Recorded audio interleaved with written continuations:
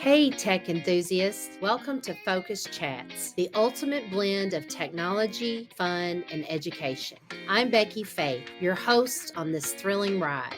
At FocustApps, we're all about the game-changing power of tech. And with FocustChats, we're handing you the tools to rock it. Let's get focused. Hello, my name is Becky Faith. Welcome to FocustChats. Today I have the pleasure of speaking with Chris Hawkins and Jonathan Gonzalez, the founders of FocustApps. How are you all today? Good. Doing well. Good. Thanks for having us in our office. Well, I'm very happy to have you here. Today I just wanted to say congratulations on your 10-year anniversary of being in business. Thank you. Thank you. That is a huge accomplishment. Being an entrepreneur and getting past that 5-year mark, they say that's a great thing. So now you're past that. So yeah. How do you feel about it? Good. We were talking about it earlier, actually, of just like, did we think, did we have like this idea when we started the company, like, do you think about that? No, we hadn't. Like, it was just kind of get going and see what happens, and here we are 10 years later. Definitely. Yeah, it doesn't feel like it's been 10 years at all. Went by fast then, very, huh? very fast. Yeah. Okay. Let's start from the beginning. Could you share a story behind the creation of FocustApps, how that came about? Go ahead. Yeah. Sure. So I guess like very, very beginning, Chris and I were working for the same company. Things were kind of shifting around. Weren't really sure where our position was gonna kind of lead. Weren't really sure that their direction and our direction matched up, which was fine. That happens. And so we just had kind of always had the idea that maybe we would either join an existing consultant company, or maybe consulting is where we wanted to be, just based on what we had seen in the industry in that company. And so kind of the short version of that is we had already started FocustApps as a side project for mobile development and just learning, just to do things, right? Just to experiment, to play around. And I don't know, maybe 8 months into that, we had an offer for some assistance. Hey, could you guys work maybe in the evening? Just a quick project. Chris and I met at his house, kind of talked through the specifics of that, and did that, I think, a couple of times. Yeah, we did a few small projects. Yeah. Had some success with that, like you said, just nights, weekends, that kind of thing. And then, it got to a point we had enough larger project asks that we weren't going to keep up with it nights and evenings. Right. So we decided to make the leap, and the rest is history. I would say we, at that point, converted FocustApps from a mobile app side project to full-time consulting. That's awesome. Okay, that's great. Thank you for sharing that. Can you tell us a little bit about the name and where that came from? It's a sad story. Yeah, so Jonathan and I, back in high school, played in a band. We were amazing. I'm Top sure notch. you were. And the name of the band was Focust. Okay. And so then when we decided to do this side project, we needed a name. Did not have any intention of that name sticking. Okay. And in this being a long-term, the name 10 years later. But here we are. Yeah. And again, hindsight, news for all of you that are doing your own business, don't spell a real word incorrectly, because people get confused. I Yeah, like it. I think it's really, really creative. Yeah, that's it was, for sure. Yeah, we've heard every variation of it. Focus T, Focus Taps, Focus Apps. How do you spell that? We've got them all. We now have a shirt that has it, so which is pretty funny. But yeah, it was interesting. I try to think back to like when we were creating the company for the first time. I don't even know like iterations of names that we came up with. I don't know that Chris and I are creative on the name front. No. So I don't. Did you have other people help you, or was this something that you all solely wanted to do? This was probably our baby. I'm sure we asked our wives for some advice along the way, but I think Focust stuck. Yeah. Because of the history there, it was interesting, so it just stuck. Okay. All right. Great. I like that. Thank you all very much. Values often form the bedrock of the company's culture. Could you all shed some light on the core values that guide your operations and decision making? That's a tougher question than the name. So I think like a general kind of theme that we try and stick to. So we came from the corporate space, and based on kind of that culture, we knew we didn't want to follow in that kind of that footstep very much. You know, some of the things just they didn't really align with how I think we wanted to work, and especially how we wanted to lead. I think You now think that that's we've your kind of personalities yeah, that relaxed? I think so. I think we've had people kind of describe our environment now as like a professionally laid back or professionally relaxed environment. We try and keep that as far as the general feel, I think, of the company. So Yeah. I definitely think so, and I think it makes people more comfortable. They can be themselves, and not feel like they can wear what they want, and not you be don't so have to, uptight. that's what I'm saying. You don't have to put on like a pretend personality to show up to the office, or we're not making people like we came from business casual, and that was the first thing that went right. Like that's not coming back. No, there's you code much better in jeans. Yeah. So. That's awesome.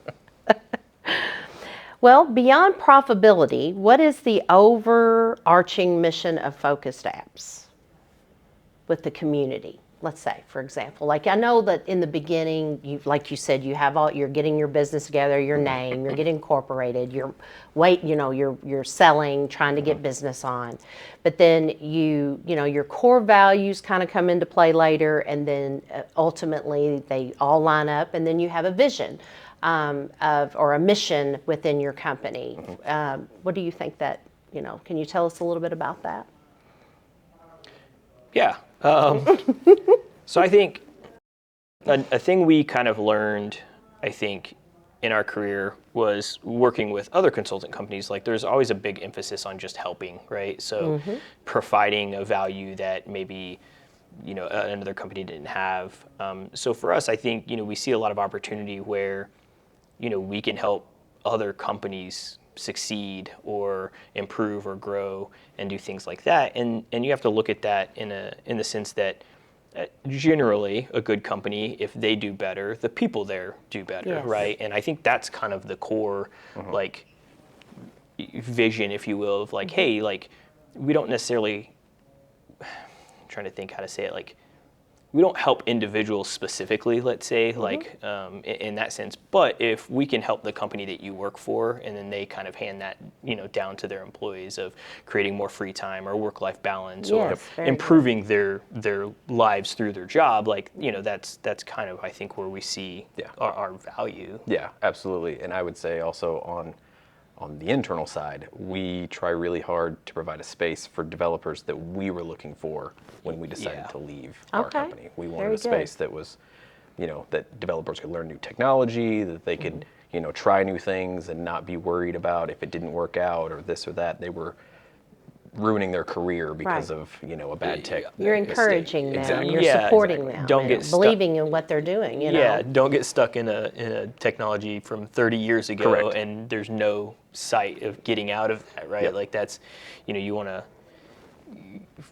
foster creativity, right? Like you want people to experiment with things, and we knew we wanted to do that. That's why the side project, I think, spun up in the first place. Like there wasn't the opportunity to do mobile app development necessarily as in-depth as we wanted to experiment with it, and so it's kind of how it all started. Being more creative with that. Yeah. What I like about it is that you allow individuals to be themselves, and what you also do is you step back. You don't micromanage. When you hire people that are responsible, that you can trust, and that you say, okay, you can go do this job. I know you. I believe in you. And if you make a mistake, that's okay. We'll fix it, and we'll go this route. It's not, we're going to fire you because you make a mistake, or I've got to micromanage all your time, and because you allow them to have that work-life balance as long as they get the job done and they do it right and they treat the customers right. Yeah, and I think not leading by fear, not creating a culture of like that where the company has become I don't know the word, like cliquish, or like you have to be part of this group. Like, yeah, we definitely, wanted to focus and emphasize like, hey, like it's one big team at the end of the day. It doesn't matter if you're a dev, a PM, a designer, in a leadership leadership role or whatever. A team. Yep. We're a team. Yep. Yeah, very good. I like that. You all create a positive work environment, and it's crucial for employee satisfaction. You just touched on that work environment, so we're going to move on to the next question. Okay, so let's talk about getting talent and then retaining that talent, because that's a big subject right now in all businesses. Yep. Attracting and retaining top talent is vital for all businesses. So how do you all go about doing that in this competitive industry? Yep. Because it is very competitive. That's a tough item for us. It's something we've definitely worked on over the years to really hone. We've done different trade shows in the past, different coding specific trade shows to try to get our name out there, to try to make people aware of who we are. I think that's step one, making it known that we're a good development environment. And then honestly, we've worked a lot with recruiters and really honing what we're looking for to try to, narrow down the scope so people know what they're getting when they come see us, and then we know what we're getting when they come to that first interview. And I think the recruiters was a big learning step for us. Yep. And when we first started looking, that we didn't utilize that. I don't think it was just trying to do it all on our own. That quickly, came that just wasn't going to work for us. Like that, we weren't at a stage. I mean, it was Chris and I to start, right? And then, so hiring and recruiting and looking and emailing and calling all ran through us, but we were also doing the work at the time.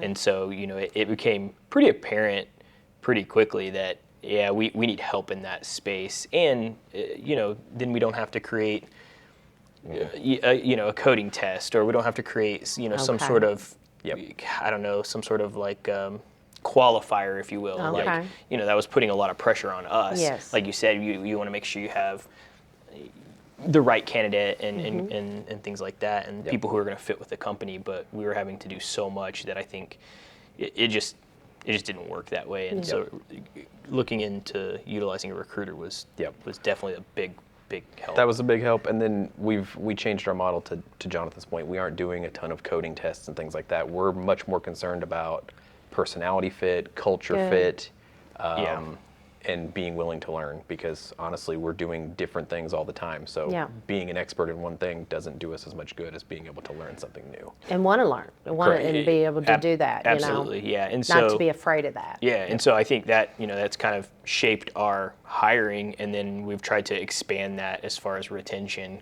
goes, and encouraging, continued education, around new technologies. We do allow the devs to experiment with new. I say allow. It's that sounds not right. It's more of like they come to us and be like, "Hey, we'd like to try this in technology X," and we're like, "Absolutely, let's see what we can do." It's not really a, "Hey, here's the list of pre-approved." It doesn't really work that way. They have a lot of freedom. And they have a lot of great ideas. So you want to listen to what they're And being in kind of the consulting space, like we see a lot across our customers too. So it's advantageous for them to be looking at different things because we may run into a customer who is using something that they just tried. They need to be well versed and and so I think that's one aspect of retention. And then we like to think the culture that we've kind of built and are keeping is an aspect. And then trade shows and conferences for the employees as well. We try and encourage people to attend things like that so that they can learn and continue learning. What I like too is when I came on board is the fact that you have your monthly meetings, and you allow each individual to speak about something that they want to talk about or want maybe to bring into the company, and they research it and they present it, and that gives them, shows value they feel valued that way. Yeah. And I think that's, a very good move on your all's part to do. And also we take a lot of that advice. And then as a business developer, I learn, a lot about the product that I didn't know about. And I'm willing to sit down and, learn more about it so we can sell it. So Yeah, I think the lunch and learn, I think, is what you're referring Yes. to, like our monthly meetings. Yeah, I think that's been a really positive thing that's been probably coming up on a year of doing that now. Probably closer to 2. 2 years, yeah. So that was a really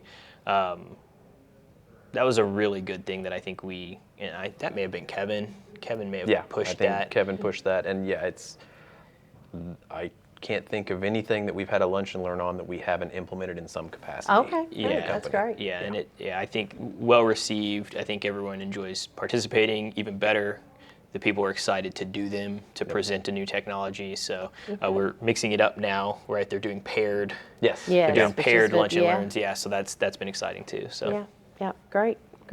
So you also do a lot of investing in your employees to get certifications and encourage them to get, more education, like you said, that is important to do.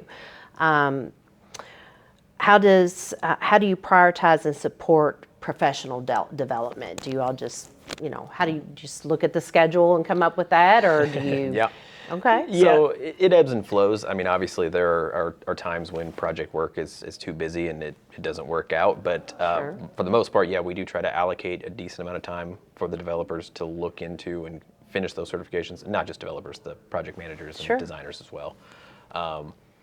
But we try to make that a goal, and then we also use that, those are the benchmarks that we use for promotions and that, right? If you would like to become a senior dev, you need these certifications. If you'd like to become a team lead, you need these certifications, That's etc. awesome. yeah. And we pay for the testing for that, and we also provide a bonus when you get the certification. So it's That's awesome. That's a fun awesome. deal. Very good to know. I didn't realize that, and I think that's incredible because why not? They've got the opportunity, and Exactly. and all of them seem to like it and want to participate. So Yep. very good. And then we also do acknowledging of achievements, and that's fun. So touch on that a little bit. I think you can do this one because I think this was your idea. And this may be expanding, so I'm Yes. excited. I for do that. think this is going to expand. We do have, it's roughly quarterly. It depends on things change a little bit, but roughly quarterly we have a champion of the World Wide Web, which provides a wrestling belt, 2 wrestling belts, one large and then one travel size, so you Yes. can take it to your house. And you get to wear it if you want to display it on meetings, however you'd like to. But it's You can pose correct. pictures. Absolutely. Which Yes, we have a hidden photo library of everyone's pose. We're gonna have to get those with out their belt. sometime. Yeah, I think. Yeah, that may get to maybe an Easter egg page on the Yeah. website. Yeah. So yeah. Awesome. Well, I think everybody enjoys that, and it just keeps people being competitive and fun, Yep. and a lot of laughs, good times, and Yeah, I think and that's good. That's a really good point too. We try and balance that with hey, it's not a bad thing if you don't get it right. It's an acknowledgement of maybe a top performer for the quarter. On expanding it, we've realized we have a lot more people than when we started this. Correct. And only doing it once a quarter, it could take someone 4 or 5 years to get it if we don't repeat. And we were like, that may be too long. Yeah. Right, So we're right. looking into maybe having a tag team champion as that's well. right. So that may be the next step in that I think it's great. acknowledgement. Fun, a lot of fun. Kind of switching a little bit, let's talk about the selling proposition. Like in a crowded market, what sets FocustApps apart from other custom software companies in your mind? How do you think you're different? And it's okay. You can brag a little bit. I think one of the better descriptions that we've had a customer kind of put on us is more of like a boutique option in that, generally speaking, we're able to move a little bit faster than larger consultant companies. There's I agree. probably a lot less red tape. Yep. So we're going to be transparent because of that. But I think, just our kind of ability to adapt to the customer and not be so strict that we say, we've never done it that way, we're not going to do it that way, you need to do it our way. Well, no, if that's the way that you do it, we can adapt to that and help you, and I think that's really served us pretty well. Yeah, and I think that's both on the process side and the technology side. Like we've talked before, we are a Microsoft partner, but we are not just a Microsoft shop, right? We will build it in whatever the right technology is, and I think that's big for us. Yes, I agree. Emerging technologies, staying ahead of the curve is essential. And how do you incorporate emerging technologies into your solutions to remain innovative? I think that kind of goes back to just encouraging, the team to look into things, experiment with things, trial things. And I think we said earlier, the lunch and learns, right? That Chris had mentioned, I don't know that you're right. There's probably not a lunch and learn that we've had that we haven't then implemented into a customer solution, let's say. And so, it's changing pretty rapidly. There's always new stuff. We try and keep up as best we can. It is a balance of being too far on the edge of, something being not suitable for a production environment. Again, another reason for having, our team experiment with those types of technologies and then say, hey, here's maybe the pitfalls of us doing this now, but in 3-6 months, this is probably the way to go. Yeah. Okay. So I think being it's just open-minded with it. That's what I say. Open-minded, encouraging the team. Correct. Yeah. Correct. Yeah. Okay. The team is all very willing to learn. They love new technology, and they're all constantly researching, reading. Yes. Yep. Always, and they even come to me and talk to me about things that I could be talking to clients about and asking them questions, and I really appreciate that because they're getting involved with all assets of the business. Yep. Leadership challenges. Leadership often comes with its own set of challenges. Can you share some of the biggest challenges that you all might have experienced, other than maybe the building or?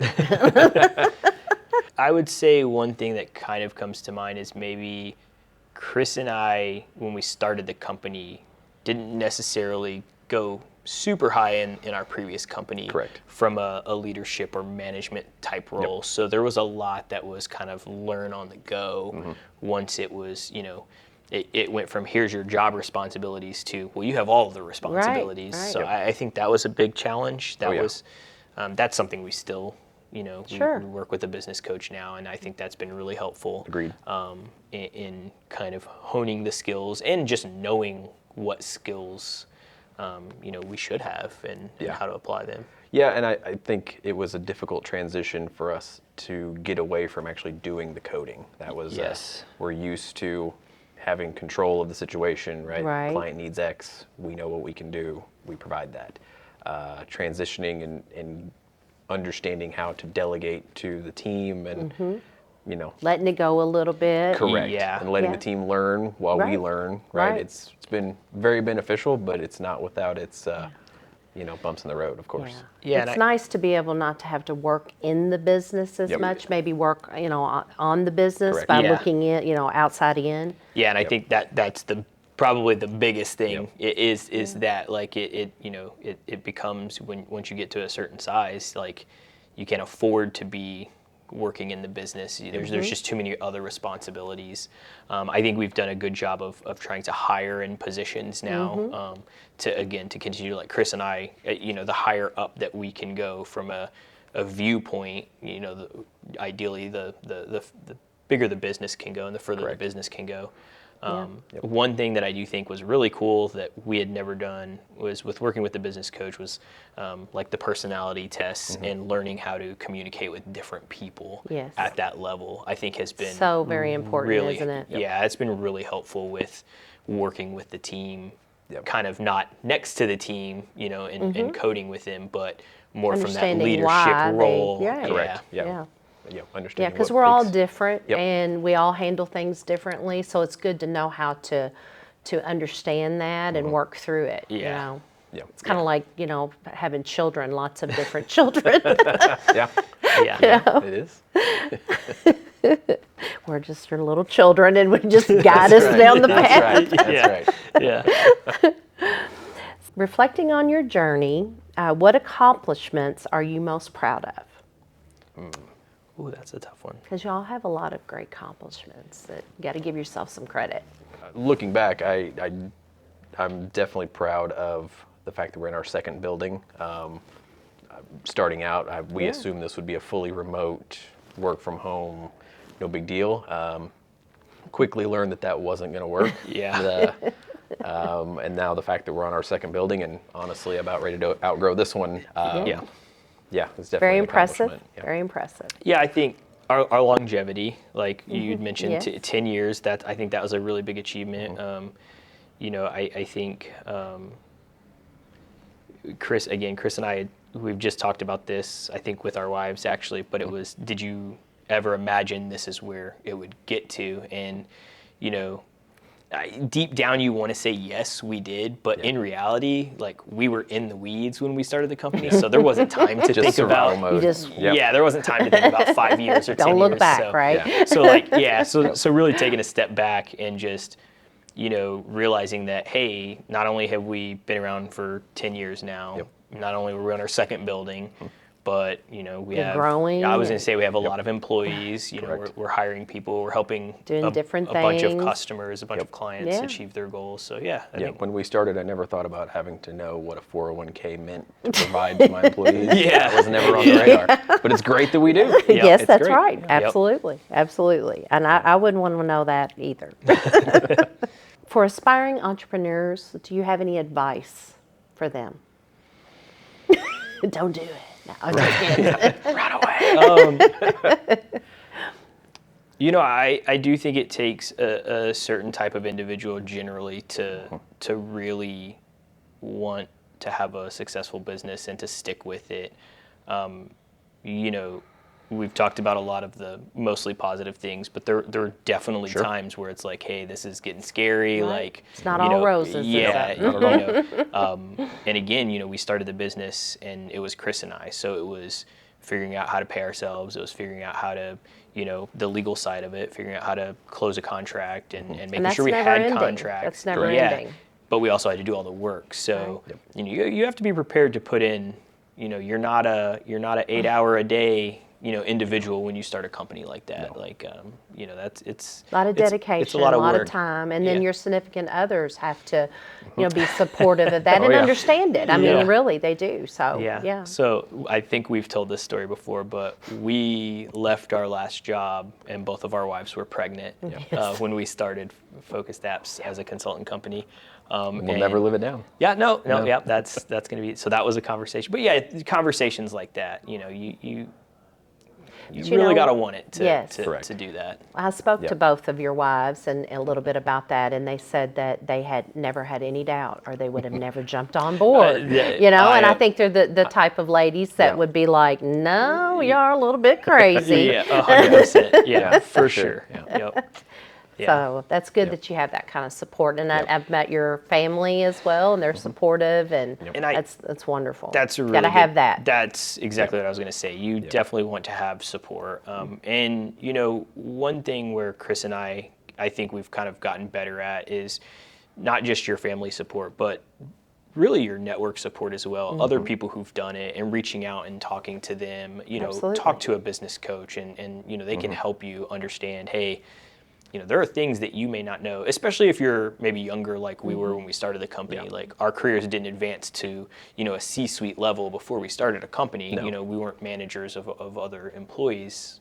I wasn't. I don't know if you may have. A few contractors. A few contractors. But so this was all new. Yeah. So you definitely want to have, both personal family type support, but I think it's important to, It's good to have someone on the outside that has experience that can give you some advice that's not inside the company too. And there are a lot of people who have done this and they've seen a lot of different things and they can help you prepare and kind of say, hey, you're getting to a stage where this might become a problem or, where this could be the route you want to take. And I think that's really valuable to have that. I agree. I agree. It's been very good that we have the business coach for all of us. Yep. Looking ahead, where do you envision FocustApps in the next 5 to 10 years? Probably not in this building. Definitely not in this building. Okay. I have my crazy dream of us building like the FocustApps compound, right? Oh, like yeah. the space where we have office space. Trampolines. No, I'm just kidding. Go-karts. Go-kart Go-karts. track. Oh, Go-kart yeah, track I'm all with for our that. headquarters. That's what I want. Yeah, that would be Sounds amazing. like a blast. But yeah, honestly, I think just continuing to progress, continue to grow, continue to be able to employ, amazing developers and PMs and leaders and things like that. And, Chris and I, we talk about at what point do we want to completely step back. I don't think we're there yet. No. Well, that's good news. Yeah, I don't know that. I don't know that we would be there in 10 years either. To be fair, Right. But we also want the company to be able to function holistically with us more in oversight, kind of space. I think, and I think we're well on our way there. And I think that, again, just goes to show how much I think work we're putting into leadership training and getting everyone, and hiring the right people and things like that. But 5-10 years, like Chris said, a different building probably.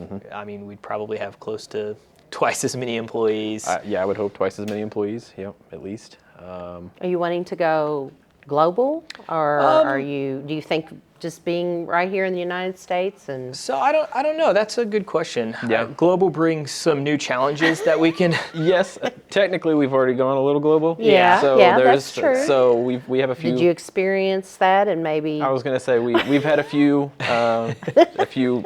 projects that we've had to deal with, multi-currency, all that kind of fun. But it's a little expanding in different regions would be great.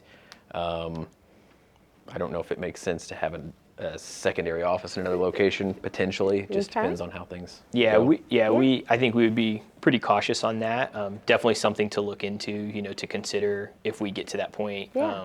We. But at least you're keeping it open, Yeah. and one day at a time, right? Correct. That's kind of how it is. I guess, kind of the moral of that story is I don't know that we're saying no to anything. Right. It's definitely good. let's see.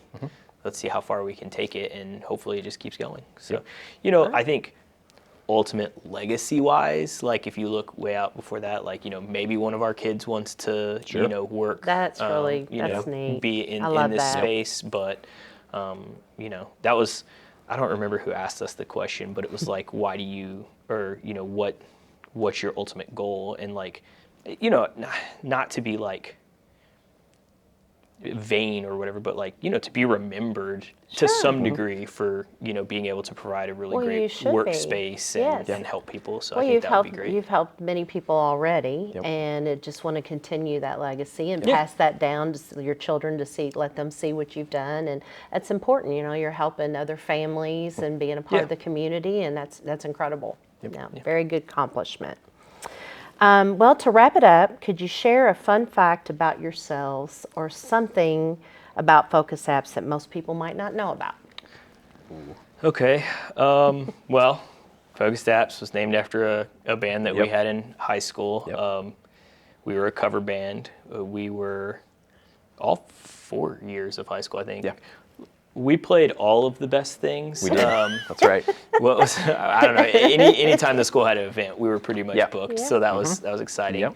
So I don't know if everyone knows that. So I played guitar. I played drums. But we played a lot. We did. I heard y'all did weddings. We did weddings, graduation parties. That's cool. I think one of the longest just shows that we did was probably either the wedding or the graduation party. We were probably playing for like 3.5 or 4 hours. So I was like, we're not doing that all the time. No. That was a lot. So, we did technically start in Chris's basement. Like the company started there.